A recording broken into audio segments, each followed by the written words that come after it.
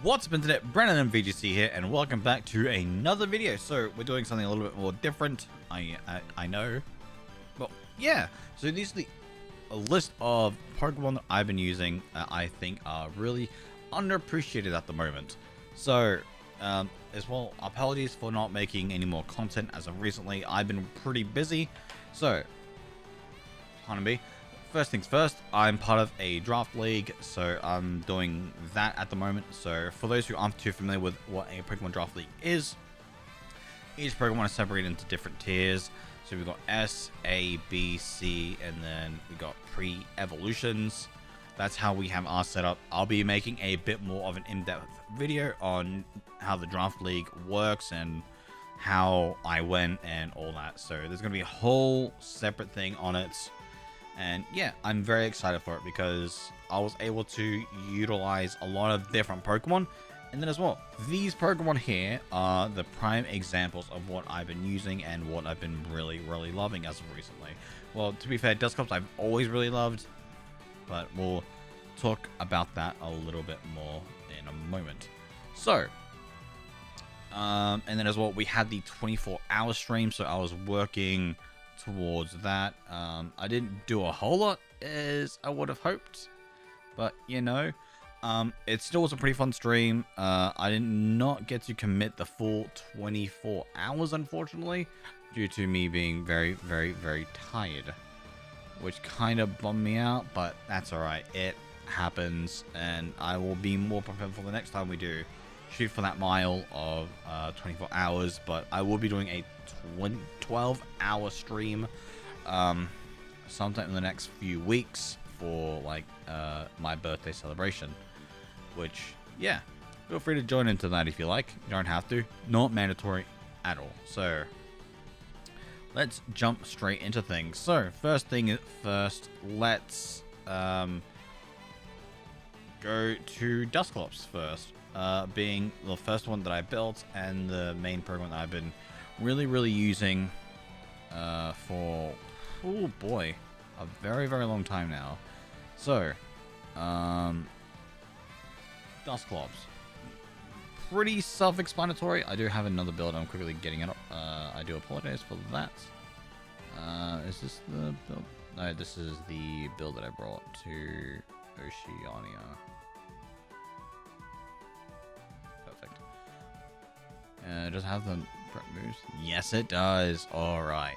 Okay, so sorry about that. Had to quickly bring that up while mid-video because it's Dusclops. Dusclops is one of my favorite Pokemon, and it's what helped me get 36th in Melbourne regionals last year, even though this team was a bit weird, but I loved it. That's why I love. That's what really brought me to use Dusclops a bit more. So, anyways, Trick Room. No, sorry. We'll go item Eviolite.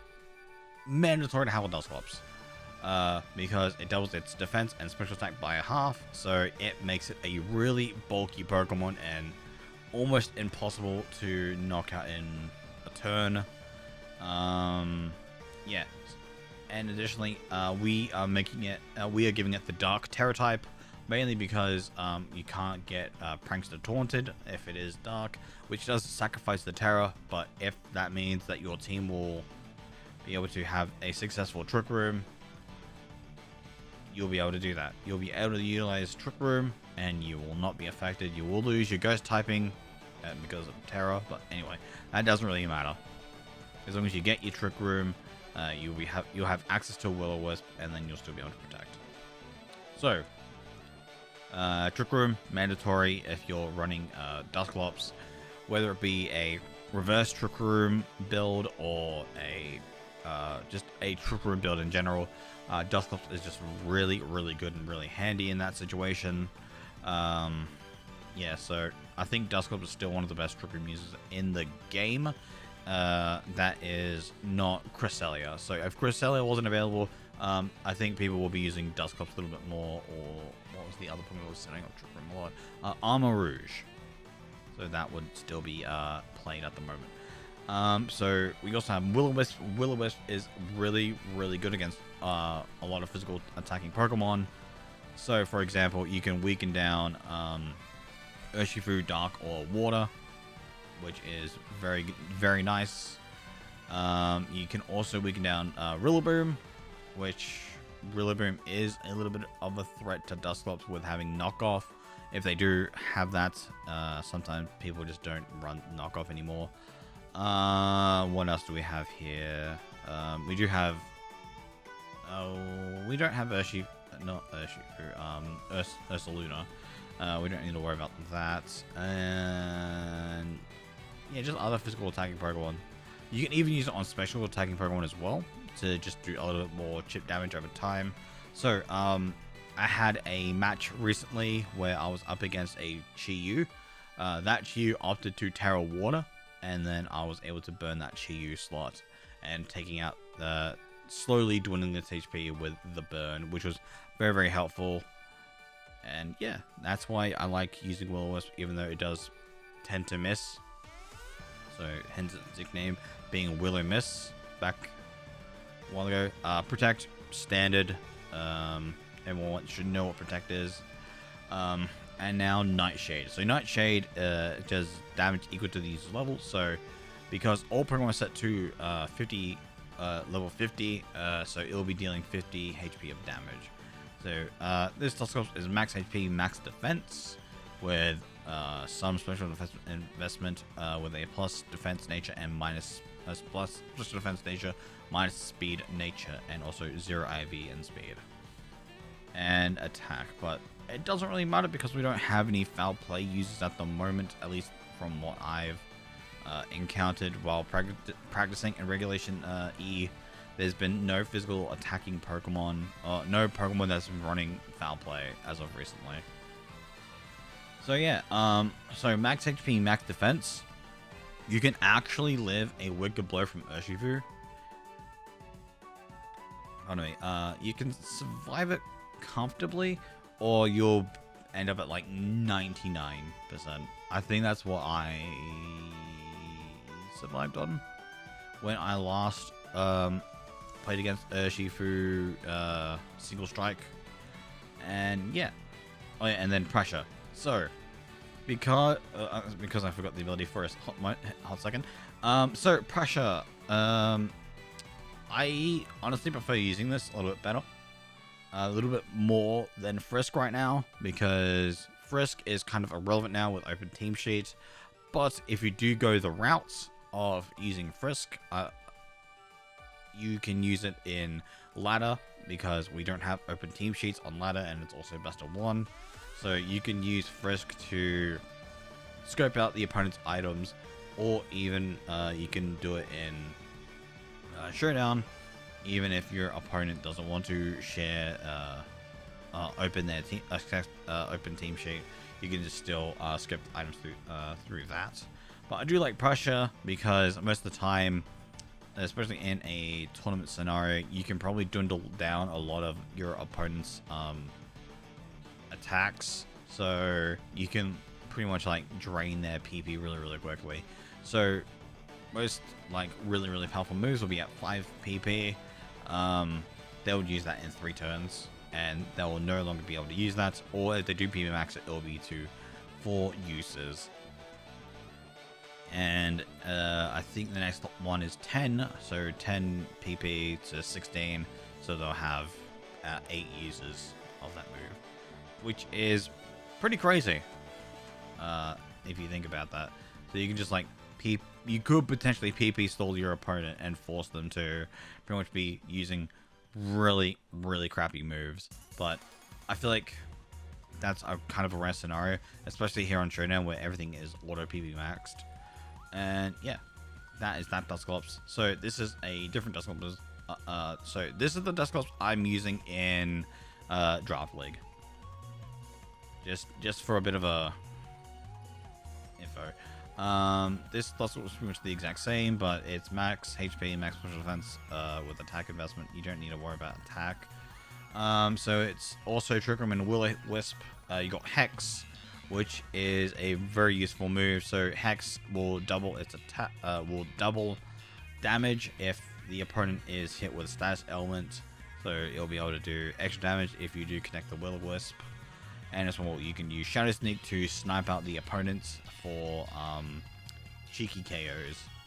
Other than that, that is Dusclops. So I'll quickly talk about the Dusclops that I used in Melbourne Regionals. So it is here. So we have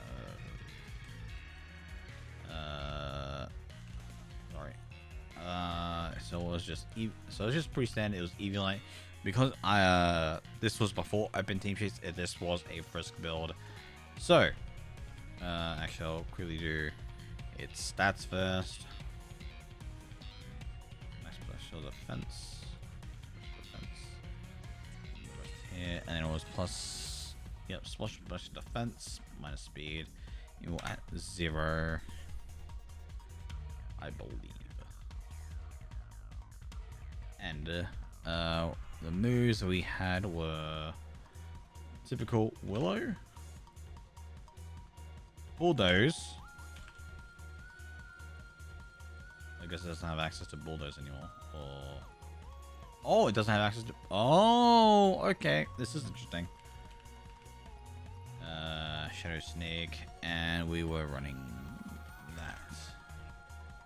Oh, and we don't have Ally Switch anymore. Okay, so Dusclops got nerfed pretty badly. And so, this Dusclops was the one I used in Melbourne Regionals last year. So this thing was really fun to use. So because in Melbourne Regionals we had the double restricted formats, so I paired Dusclops with Solgaleo, which Solgaleo is a really strong Pokemon, and I really like using it. So with that specifically, so Solgaleo was weakness policy, so I think I had max attack investment and then as well access to steel type moves, so I can just get heaps of defense in. I think I had yeah, so it was mainly steel, psychic, and maybe a ground move. I can't remember exactly what the build I was using. Oh, here we go. Yep, okay, so it did have a ground type move. Yep. Alright, sorry. So as you can tell, this Dusclops is none of the ordinary. Mainly because, one, doesn't have Protect, and two, it doesn't have Trick Room. So a lot of my opponents didn't realize that I wasn't carrying Trick Room on Dusclops. So the team that I did bring, I don't think it had a Trick Room user. I can't remember the top of my head because it was a while ago. So yeah, this team did very well. If I was able to do a bit more testing with it, I think I would have been a bit more comfortable and probably swapped out a slot for something. I think it was Stack Attacker. I think that was one of the Pokemon I really wanted to use, but didn't get to. Anyways, we'll get to Infinite in a moment. Sorry for like kind of doing a little bit of random stuff, but I just wanted to give a bit more context to like how good and how much I loved using Dusclops. So Empoleon is the next Pokemon I want to talk about. So this is kind of a impromptu build. This doesn't really have any like calcs or anything like that. I was like, oh, this probably works on Empoleon, right? Who knows? So this is an Assault Vest Empoleon. So Empoleon got a massive buff from the DLC or the most recent like updates. So it lost the ability to Defiance, which Defiance was if it's that's got lowered, it gets plus physical attack, which it's not entirely a physical attack, as you can tell. 86 attack and then 111 special attack. So yeah, it kind of didn't really go anywhere. I did try to use it when BDSP competitive, but I only played one tournament and I just never again. I just never again used it. Well, never again played Brilliant Diamond Shining Pearl, and my Defiant Empoleon was just kind of meh. So anyways, so competitive, so much better. So special attack boost if its stats get lowered. So for the draft league stuff, I was trying to use a Pokemon that was, so I kind of forgot what competitive did. I thought you were able to just do any stat lowered, it would gain special attack. Obviously that would be very, very overpowered. So I wanted to just stealth, Scary Face, Empoleon. So it has no speed, or really low speed. I think it would undersped Dusclops at the time. And it'll also be like +2 for free. Then it will just be doing so much damage. But that didn't really work out in testing. So yeah. Here we have the moveset. I give it Hydro Pump because Hydro Pump is a really good water move if it does connect. You could opt for a few other ones. So you got Brine, you got Chilling Water, you got Hydro Cannon, and I think there was one more move, Surf as well. So you could go for those potentially to swap out for Hydro Pump, or even like a Terra Blast, so you can just have Terra Water, but you don't have to really worry about that. Flash Cannon is a really good steel move. I don't know if you can learn Steel Beam. Okay, I can learn Steel Beam. So Flash Cannon, very, very, very good steel move. And then as well, it can decrease the opponent's special defense, which will very much benefit Empoleon for being a special attacker. And then you can just completely obliterate them with, if you hit with Hydro Pump and also Flash Cannon. Ice Beam is a good move in general, so you can just hit Landorus pretty hard. You can hit Amoonguss, Rillaboom as well, just to name a few Pokemon. Air Slash is just there because I was like, what could be a helpful move and what could do something, and I think that could do well into pretty much the exact same Pokemon I said, except for Landorus, and you could also hit Urshifus quite well as well, but yeah, very, very weak against Urshifu if it does hit with a close combat. Wide Lens Empoleon, just to slightly increase Hydro Pump's accuracy. It's not really worth it, honestly. Like, you could probably drop it for another item, but that's what I was using at the time, or what I am still currently using in Draft League for my Empoleon build.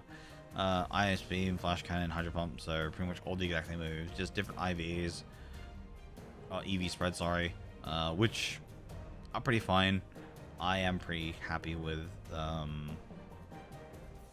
its stats overall.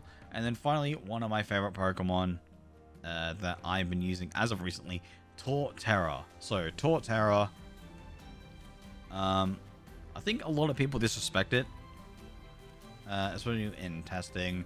So I like pairing it off with Dusclops. So what you can do is last turn in Trick Room, you can go for a Shell Smash, because Torterra is still very slow, and I don't think no one really targets the Torterra. People are more scared of Dusclops because they go, oh, what if they reset the Trick Room? So yeah, you could potentially just like go Shell Smash, get your speed, get your boosts in, and then Trick Room reverses, and then you just hit them with like a C-Bomb. You can hit them stomping. And then this other Torterra is just, I'll suggest the moves that you could potentially give Torterra. So you have Grassy Glide, just because it'd be kind of funny just seeing it in priority, even though it is nerfed a little bit from what I remember. I think it has a lower base attack, so yeah, so 55, I think it was at 60 or 70, I can't, or 65, I can't really remember. Headlong Rush, just because that is very strong. So as well with Headlong Rush, so you don't necessarily have to run the Shell Smash build, so you could still play White Herb Headlong Rush, so reset, and Torterra will probably still take a hit or two, depending on what you're up against. But yeah, Torterra's been pretty good, especially with this one. It's getting seed bombs. I was able to knock out a Chi-Yu with it, which was pretty satisfying. and also a Cresselia. I knocked out a 2-turn Cresselia with Seed Bomb, which was very, very nice. You got Wood Hammer, so you could potentially swap that over for over with Seed Bomb. So you could potentially just like swap those two moves. So instead of like Stomping or Seed Bomb, you could just give them Wood Hammer and Headlong. But yeah, Stomping Tantrum is really good because it can double if it fails. So if it misses or Protected or it's a Levitating Pokemon, you can always just hit like the partner, or yeah, it'll be powerful. And it knocks out what's it called, Iron Hands. So yeah, it's really, really good. But as you can tell, I have 2 of the Sinnoh starters. I don't have all 3, so because I did do a, as we're going, oh, that's kind of funny. So yeah, I got like a bunch of teams just down here for like draft. So this is the draft league stuff. So don't worry about that too much right now, as it's not gonna be out for another while or so. I don't think like, so after publishing this, it probably won't be out for another 7 to 8 weeks. So yeah, it's quite a long ways away, but I'm still excited nonetheless. So yeah, I don't have any builds for Infernape right now. I do want to give Infernape some love, so I will work on a build for Infernape in the future. So Iron Fist is something that we could work around with for abilities. Because I don't think Blaze is really helpful for it. But yeah, we'll see. I'll probably test it out sometime next week when I'm not too busy at the moment. So yeah, for those who are who do have sets for suggestion, feel free to drop them down below, whether it be through just like a direct paste, or if you have a Poke Paste, feel free to use that, because that is a very useful bit of technology. And then as well, before I forget, we got some really good news. So we now have Regulation E best of 3s, and I think it autos to open Team Sheet as well, which is awesome. So I'm really happy that's a thing now. We do have best of 3s, so we don't have to keep going like re-challenging our opponents over and over again through the main menu, or like having like hundreds of tabs of like your friends just trying to challenge and stuff like that. Like, you can finally have a best of 3. I haven't used it yet because I haven't had the time, and finding out that it dropped very recently. So yeah, I am very, very excited to utilize it, and I will be probably doing some recordings for it as well. So yeah, that is that. So thank you all very much for watching this video. Again, sorry for disappearing for a bit, but yeah, I'll be also uploading the stream VOD because it is unavailable on YouTube at the moment. So the only way to actually watch it is on Twitch, but I am currently trying to find the time to download a 52 gigabyte file, and then I have to split that file into 2 and then re-upload it, which is not fun in the slightest, but you know, you gotta do what you gotta do to bring out the VOD. So yeah, I'll see you all in another video, which might be tomorrow, depending on how busy I am. And then as well, keep an eye out for streams on here on YouTube as well as on Twitch, if whichever platform is more preferred for you. Feel free to drop by. I'll be doing probably ranked stuff, more or less, and I will be doing. And then one more thing I wanted to add, because I will be working on that video sometime next week. So it'll be after 1 week of Regulation E. I will have a team building guide. So I'll be going through all of like how to build a team and yeah, all that fun stuff for people who do want to get into the VGC scene or just learn in general. So that's it from me today. I'll catch you all next time. Peace.